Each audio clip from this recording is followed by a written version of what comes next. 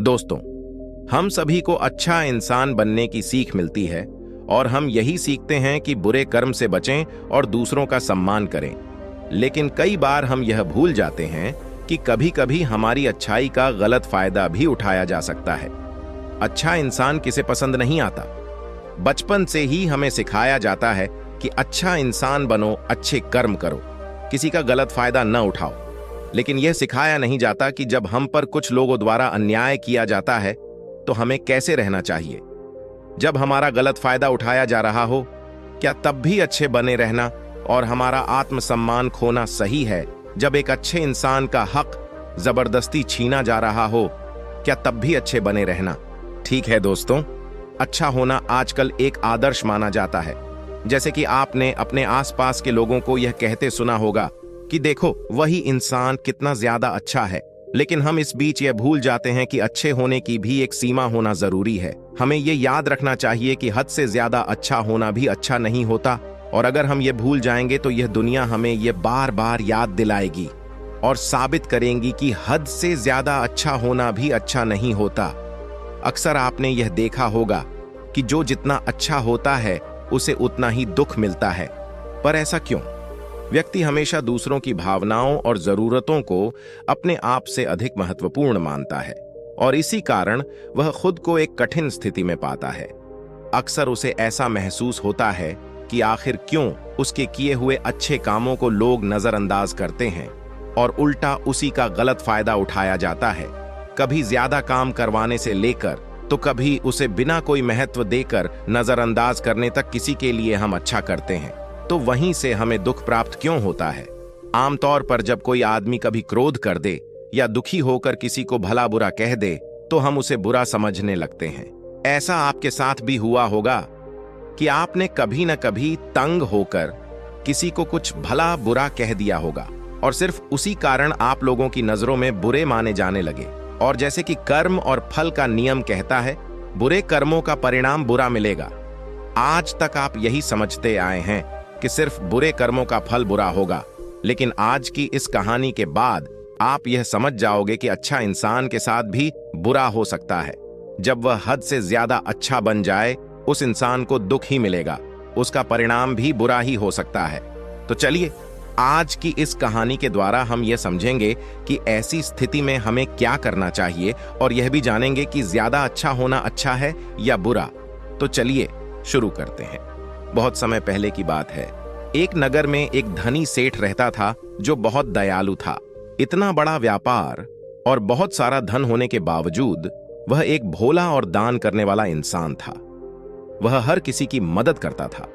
उसके मन में लोगों के प्रति प्यार और दया की भावनाएं थीं। वह किसी का भी दुख नहीं देख पाता था। उसके इतने दयालु और भोलेपन की वजह से उसके आसपास के लोग उसकी इसी बात को उसकी कमजोरी समझकर उसका फायदा उठाते थे। कुछ लोग उस सेठ के सामने झूठ मूठ का रोना रोकर उससे पैसे उधार ले जाते थे। सेठ अमीर तो था ही और ऊपर से दयालु भी।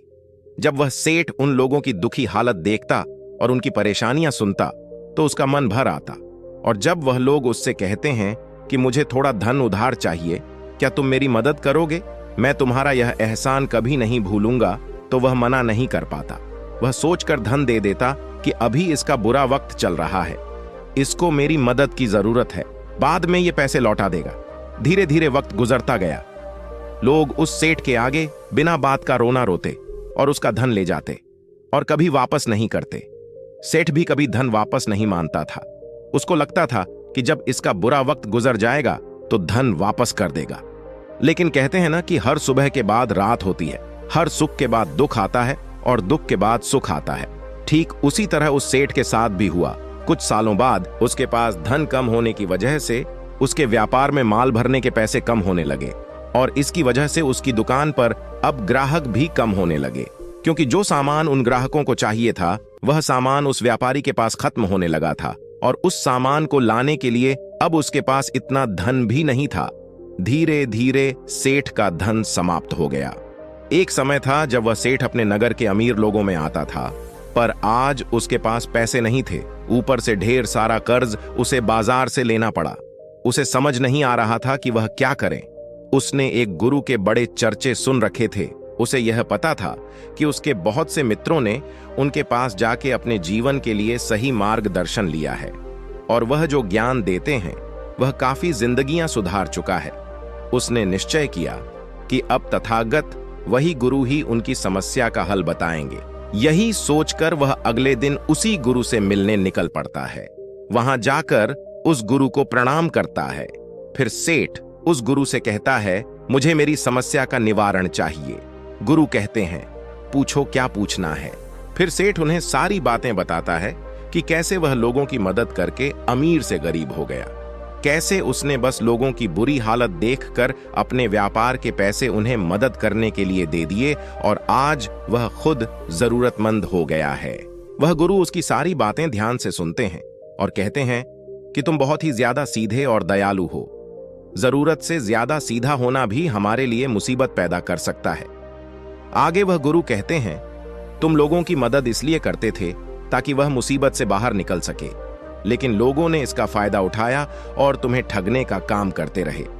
उस सेठ ने कहा, आप बिल्कुल सही कह रहे हैं गुरुजी। मेरे दुखों का कारण मेरा ज्यादा सीधा होना, सरल होना और दयावान होना ही लग रहा है। लेकिन मैं अब क्या करूं? मुझे रास्ता बताइए। क्या मैं बुरा बन जाऊं? दया निकाल कर फेंक दो? निर्दयी हो जाऊं? क्या अच्छाई करने की कोई कीमत नहीं?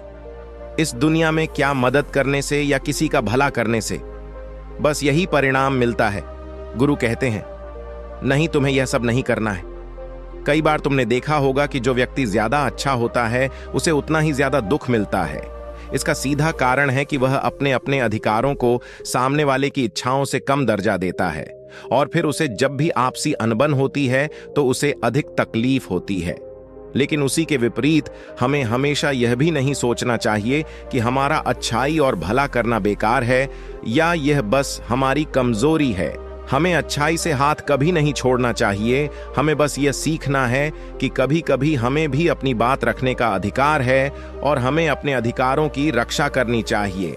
इसलिए हमें अच्छे इंसान बने रहने के साथ साथ अपने अधिकारों की रक्षा करना भी सीखना होगा। अगर हमें गलत तरीके से नुकसान हो रहा है, कोई हमारा गलत फायदा उठा रहा है, तो हमें उसका सामना करने के लिए सही तरीके से खड़े होना जरूरी है। यही एक सच्चे और अच्छे इंसान की पहचान और शख्सियत होती है। वह आदमी कहता है, गुरुजी, मुझे थोड़ा थोड़ा समझ आ रहा है, लेकिन अभी भी मैं पूरी तरह नहीं समझा। इस पर गुरु कहते हैं, चलो मैं तुम्हें एक कहानी सुनाता हूं, उसके बाद तुम्हें समझ आ जाएगा कि तुम्हें क्या करना है और क्या नहीं करना है। बहुत समय पहले की बात है। एक जंगल में एक भेड़ रहती थी। उस भेड़ ने एक मेमने को जन्म दिया। वह मेमना बहुत ही सुंदर था। उसके शरीर पर बहुत ही चमकदार घने बाल थे। वह बहुत ही सुंदर लगता था। भेड़ भी अपने मेमने से बहुत प्रेम करती थी और उसका बहुत अच्छे से देखभाल भी करती थी। भेड़ अपने बेटे को अच्छी अच्छी बातें सिखाती, उसे अच्छे संस्कार देती। उस भेड़ की इच्छा थी कि उसका बेटा बड़ा होकर खूब नाम रोशन करे, लेकिन भेड़ के ज्यादा लाड प्यार के कारण मेमना बिगड़ता जा रहा था। उसकी माँ उसे अच्छी शिक्षा देती थी, उसे अच्छे से रखती थी, दिन रात उसका पूरा ख्याल रखती थी। लेकिन मेमना दिन प्रतिदिन शैतान और जिद्दी होता चला गया। वह अपनी माँ की किसी भी बात को ध्यान से नहीं सुनता और ना ही किसी बात पर ध्यान देता। उसे हर पल ऐसा ही लगता कि मेरी माँ मेरा इतना ख्याल रखती है, और इसी कारण वह खुद की जिम्मेदारी नहीं लेता था। वह धीरे धीरे गैर जिम्मेदार होता जा रहा था और अब उस भेड़ का लाड़ और प्यार उसी के मेमने के अच्छे और जिम्मेदार बनने में रुकावट बन गई थी। फिर एक दिन वह मेमना घूमता घूमता पास के जंगल में जा पहुंचा। वह मेमना पहली बार जंगल में गया था। उसे पहली बार जंगल में जाने का मौका मिला था। वह जंगल की सुंदरता को देखकर चकित रह गया। उसने कभी इतनी सुंदर चीज नहीं देखी थी। इतनी सुंदर पौधे, रंग बिरंगे फूलों को देखकर बहुत ही प्रशंसा हुई। उसे यह सब देखकर बहुत अच्छा लगा। फिर उसने झाड़ियों के कुछ पत्तियां खाईं। जैसे ही उसने पेट भरने के लिए पेड़ों की पत्तियां खाईं, उसको वह पत्तियां बहुत ही स्वादिष्ट लगी। अब तो वह मेमना रोज जंगल में जाने लगा और वहां जाकर पेड़ पौधों को नुकसान पहुंचा रहा था। उसने उनकी पत्तियां तोड़ी, उनके फूलों को नोचा, फूलों को खाया और कुछ को तोड़कर जमीन पर डाल दिया। उस मेमने को इस बात की बिल्कुल भी परवाह नहीं थी कि वह क्या कर रहा है। उसको इस बात का पता ही नहीं था कि जंगल में कोई खतरा भी है। वह तो मस्त मौला होकर जंगल में उछल कूद कर रहा था और पौधों को खूब से नुकसान पहुंचा रहा था। लेकिन जब उस मेमने की मां को, यानी उस भेड़ को, इस बारे में पता चला कि मेमना हर रोज जंगल जाता है, तो वह घबरा गई और मेमने को अपने पास बुलाकर समझाने लगी कि तुम जंगल में मत जाओ, वहां पर बहुत सारे खूंखार जानवर हैं, तुम्हारे ऊपर हमला कर देंगे, तुम्हें खा जाएंगे। लेकिन मां की बात का उस पर कोई असर नहीं हुआ, बल्कि वह मेमना अपनी माता से कहने लगा कि मां, जो भी मेरे सामने आएगा वह मुझसे जमकर मार खाएगा, फिर वह बहुत पछताएगा। इसके बाद मेमना फिर से जंगल की तरफ भाग गया। उसे अपनी माता की कही बातें झूठी लगने लगीं। हर रोज की तरह उस दिन भी वह उछल कूद करने लगा और पेड़ पौधों की पत्तियां तोड़ने लगा। कभी फूलों को तोड़ता, कभी पेड़ों को खूब नुकसान पहुंचाता। लेकिन उस दिन उस जंगल में एक शेर पहुंचा। वह शेर बहुत ही ताकतवर था, लेकिन ताकतवर होने के साथ वह दयालु भी था। शेर का मानना था कि कमजोर प्राणियों को नुकसान पहुंचाना ठीक नहीं है। शक्तिशाली होने का मतलब यह नहीं है कि मैं किसी कमजोर प्राणी पर शक्ति का प्रयोग करूं। वह शेर उस जंगल में घूमने लगा। घूमते घूमते वहां पर पहुंचा जहां पर नासमझ मेमना शैतानी कर रहा था। शेर ने उस मेमने को देखकर आश्चर्य में पड़ गया।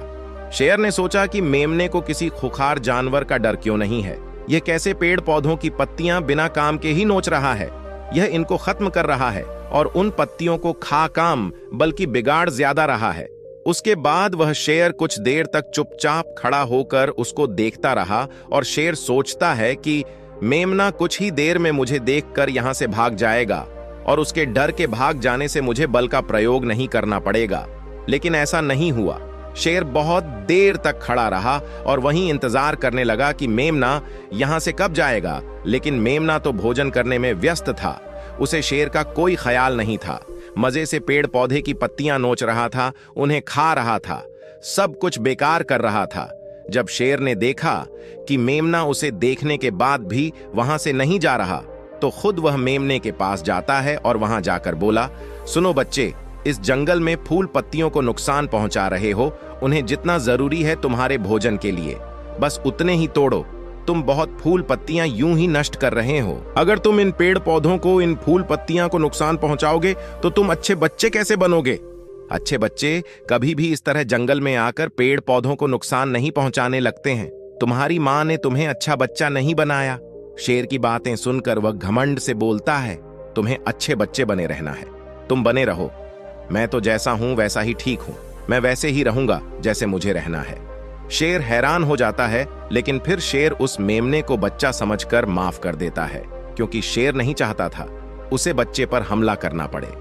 मेमना कहता है, तुम खतरनाक तो कहीं से नजर नहीं आते, चले जाओ यहां से, बड़े आए खतरनाक। तो मेरा दिमाग ज्यादा खराब मत करो, चले जाओ यहां से, अपना रास्ता नाप लो और मुझे इन फूल पत्तियों को खाने दो। यह कहकर वह घमंडी मेमना पत्तियां खाता हुआ आगे चला गया और शेर उसे बस हैरानी से देखता रह गया। तभी वहां पास में ही झाड़ियों के पीछे एक लोमड़ी छुपी हुई थी।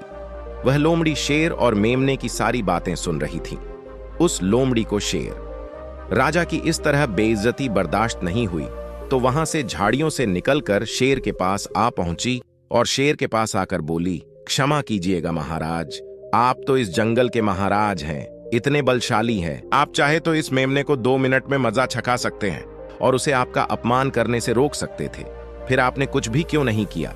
इस पर शेर ने कहा, मैंने उस बच्चे का भला सोचा, मुझे ऐसे ही किसी बच्चे को अपनी ताकत का शिकार नहीं बनाना था। यह सब सुनकर लोमड़ी बोली, महाराज, लेकिन आपके इतने सीधे और दयावान होने के कारण ही उस मेमने की हिम्मत बढ़ गई है। वह आपके सीधे सीधेपन का गलत फायदा उठा रहा है और जंगल में इधर उधर घूम रहा है और पेड़ पौधों को नुकसान पहुंचा रहा है। मुझे पता है कि कमजोर प्राणी पर हमला नहीं करना चाहिए, यह बहुत बुरी बात है और यह भी दया करना एक अच्छा गुण है, लेकिन शासन में कभी कभी भय दिखाना भी जरूरी है। आपकी यह बात सही है कि प्रजा के साथ दयालुता का व्यवहार करना चाहिए, लेकिन इसके साथ साथ यह भी जरूरी है कि उनके मन में राजा के प्रति डर भी हो, ताकि वह इस तरह के अपराध न करें, कोई मर्यादा न तोड़े। लोमड़ी की बात सुनकर जंगल कर राजा शेर लोमड़ी से कहता है, क्या ऐसा हो सकता है कि मेमने को भय दिखाकर हम उसे काबू में कर सके? जिससे कि उसमें सुधार आए और उस मेमने को किसी तरह का नुकसान भी ना पहुंचे, जिससे कि वह जंगल के पेड़ पौधों को कोई नुकसान न पहुंचाए। फिर शेर कहता है, लोमड़ी, क्या तुम ऐसा कर सकती हो? शेर की बात सुनकर लोमड़ी कहती है, जी हाँ महाराज, बिल्कुल, मैं ऐसा कर सकती हूं कि वह डर भी जाए, सुधर भी जाए और उसे कोई नुकसान भी ना हो। उसे इतना डरा दूंगी कि वह जंगल में कभी दोबारा घुसने की हिम्मत नहीं करेगा। मैं उसे इस तरह डराऊंगी कि उसके मन में भय बैठ जाएगा। फिर वह जंगल के पेड़ पौधों को भी नुकसान नहीं पहुंचाएगा और साथ ही साथ मैं उस मेमने को कोई भी नुकसान नहीं पहुंचने दूंगी। फिर लोमड़ी कहती है कि उसकी मां तो उसे कभी सुधार नहीं पाई, लेकिन मैं उसे जरूर सुधार दूंगी। लोमड़ी की बातें सुनकर शेर ने बोला, अच्छा ठीक है, तुम कोशिश करके देखो। अगर तुम्हें इसमें सफलता मिल जाती है तो मैं तुम्हें जंगल के सभी जानवरों के सामने इनाम दूंगा। शेर की बातें सुनकर लोमड़ी बहुत खुश हुई। वह तुरंत मेमने के पास गई और उस मेमने पर गरज पड़ी। इससे पहले कि वह मेमना वहां से भाग पाता, उससे पहले ही लोमड़ी ने मेमने को जमीन पर पटक दिया और उसे अपने मजबूत पंजों से दबोच लिया। मेमने को दबोचने के बाद लोमड़ी मेमने से बोली कि बोल, तुझे मार दिया जाए या छोड़ दिया जाए? तुमने इस जंगल के पेड़ पौधे, यहाँ के फूल और कमजोर प्राणियों के साथ भी तो यही किया है। मेरे ख्याल में मार ही देना चाहिए। लोमड़ी की बातें सुनकर मेमना डर के मारे थर थर कांपने लगा। फिर वह लोमड़ी से बोलने लगा, मुझे माफ कर दो, मुझे छोड़ दो, मुझे यहां से जाने दो। मैं कभी भी जंगल की तरफ नहीं आऊंगा, ना ही कभी पेड़ पौधों को कोई नुकसान पहुंचाऊंगा, और अब मैं कभी कोई गलती नहीं करूंगा। तब लोमड़ी ने मेमने की पकड़ ढीली की। जैसे ही मेमने की पकड़ ढीली हुई, वह जोर जोर से भागने लगा। वह गिरता उठाता भागता हुआ अपनी मां के पास जा पहुंचा। उधर लोमड़ी शेर के पास गई और सर झुकाकर बोली, देखा महाराज, ताकत के साथ दिमाग का प्रयोग करना भी बहुत जरूरी होता है। तभी लोग हमारा सम्मान करते हैं, तभी हमारी अच्छाई का गलत फायदा नहीं उठाया जाएगा। लोमड़ी की बात सुनकर शेर लोमड़ी की योग्यता से प्रभावित हुआ। उसने लोमड़ी को सारे जानवरों के सामने इनाम दिया। उधर वह मेमना घबराए हुए अपनी मां के पास पहुंचा और अपनी मां से आकर लिपट गया और मां से क्षमा मांगने लगा। मां, मुझे क्षमा कर दो, मैंने आपके बात कभी नहीं मानी। आप मुझे हमेशा सही कहती थी कि जंगल में बहुत खतरनाक जानवर रहते हैं। आज के बाद मैं कभी भी उसे जंगल में नहीं जाऊंगा। फिर गुरु उस व्यापारी को कहते हैं, देखा बेटा, इतने अच्छे मत बनो कि लोग तुम्हें खा जाएं, और ना ही इतने कड़वे बनो कि लोग तुम्हें खाए ही नहीं। जरूरत से ज्यादा अच्छा बनना इंसान को दुख देगा। लोग उसका सम्मान नहीं करेंगे, बल्कि उसे पागल समझेंगे। अगर शेर भी अच्छा बनने का दिखावा करेगा या फिर अच्छा बनकर रहेगा, तो लोग उससे डरने की बजाय उसे पागल समझेंगे। अगर हम ज्यादा अच्छे बनकर पेश आते हैं, तो लोग हमारी अच्छाई का फायदा उठाने लगते हैं। तुम लोगों के लिए भले उनकी मदद करते हो, वही लोग भोले बनकर तुम्हें ठगने की कोशिश करेंगे। तुम्हें लोगों की मदद करना छोड़ना नहीं, बल्कि समस्या सुनकर उसे धन देने की बजाय उन्हें समाधान देने की कोशिश करो। अगर धन की आवश्यकता पड़े तो थोड़ा बहुत धन दे सकते हो, लेकिन हर समस्या का समाधान धन से करने की बजाय निवारण से करो। इससे वही लोग तुम्हारे पास समस्या लेकर आएंगे जिनको हकीकत में दिक्कत है। पैसे ठगने वालों से तुम्हें मुक्ति मिल जाएगी। सेठ उस गुरु को प्रणाम करता है और धन्यवाद कहकर वहां से चला जाता है। फिर वह वैसा ही करता है जैसा वह गुरु बताते हैं, और कुछ ही सालों में वह पहले जैसा धनवान बन जाता है। दोस्तों, आपने आज के इस वीडियो से क्या सीखा, वह मुझे आप कमेंट में बता सकते हैं। इसी के साथ में उम्मीद है कि आपको आज की वीडियो पसंद आई होगी, तो इस वीडियो को उस इंसान को शेयर करें जिससे यह कहानी सुनने की जरूरत है, और उसी के ठीक बाद चैनल को सब्सक्राइब करें। तो चलिए फिर मिलते हैं ऐसी एक और नई वीडियो में एक नए मैसेज के साथ। धन्यवाद।